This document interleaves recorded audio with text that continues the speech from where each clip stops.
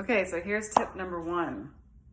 When you get on a plane and the flight attendant is going through all of the things you have to do in case something happens, and she talks about your oxygen mask, and she says, all parents put on your oxygen mask first before you help a child. My tip is put your oxygen mask on first before you help others.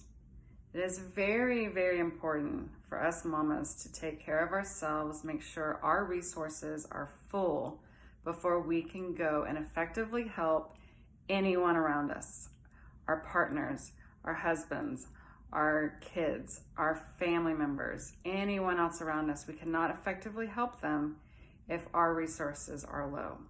So what do I mean by that? It's really, really important to make sure that you've eaten enough, that you've drank enough water, that you've moved your body, that you've gotten enough sleep. I know this is super, super hard as a mom. I get it, but we have to do the best that we can. And the most important is to have compassion for ourselves.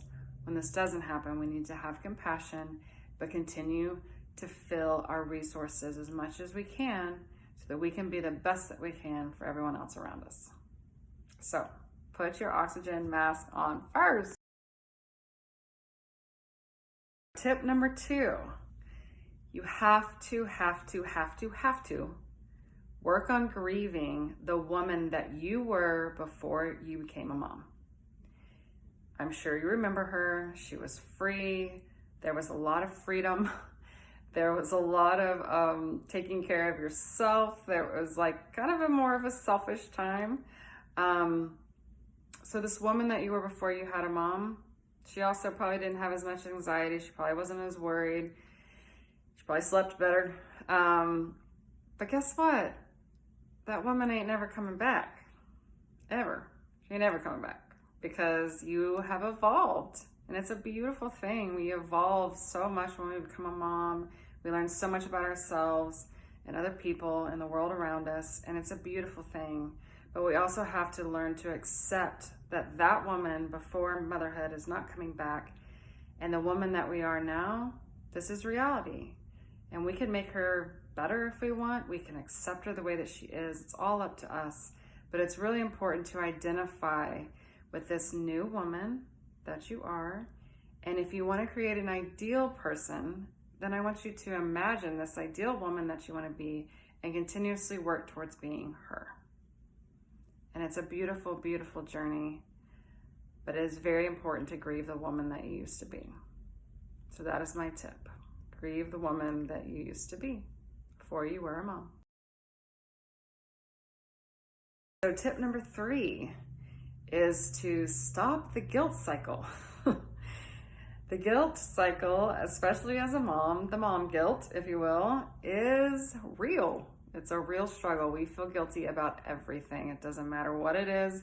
If we do too much, if we do too little, if we look at Facebook when we should be looking at our child, if we decide to do pizza and a movie on a Friday night because we're tired, it doesn't matter. If we decide to work out instead of laundry, we all feel guilty about these things, right? So one of my biggest things is to stop this guilt cycle, because guess what? Our brain, there's a little small place in our brain called the reward center, and it loves guilt. It loves guilt as much as it loves chocolate, sex, and cocaine.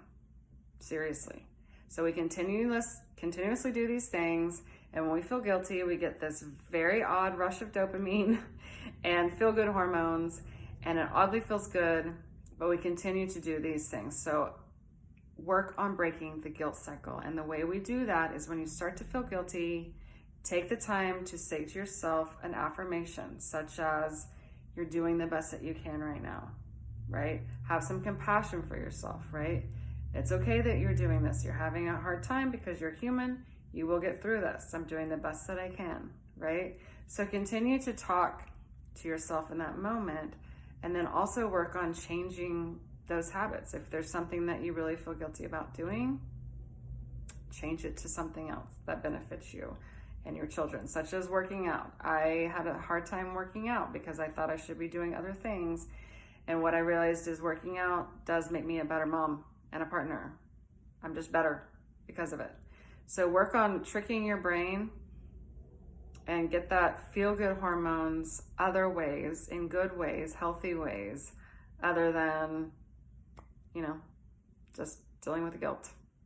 Break the guilt cycle.